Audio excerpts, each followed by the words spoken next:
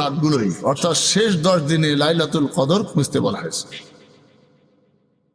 নিঃসন্দেহে আমরা জানি যে লাইলাতুল কদরের রাত এর গুরুত্বটা কি, মহত্বটা কি, সেইটুকুনি বলবো ইনশাআল্লাহ।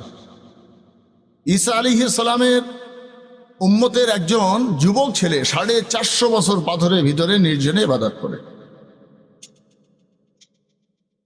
তো ঈসা আলাইহিস সালাম যখন তার সঙ্গে কথা বলেন, তাকে জিজ্ঞেস করেন, তো সে বলে আমি 450 বছর ইবাদত করছি।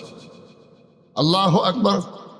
ঈসা আলাইহিস সালাম চমকে গেলেন, নেকির পাহাড় কামিয়েছে। আল্লাহ তাআলা বলছেন, ঈসা তুমি এ নিয়ে ভাবছো?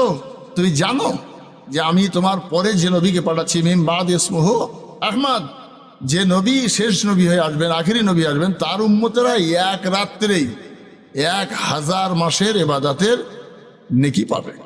লাইলাতুল কদর খায়রুম মিন আলফি শাহর। ঈসা আলাইহিস সালাম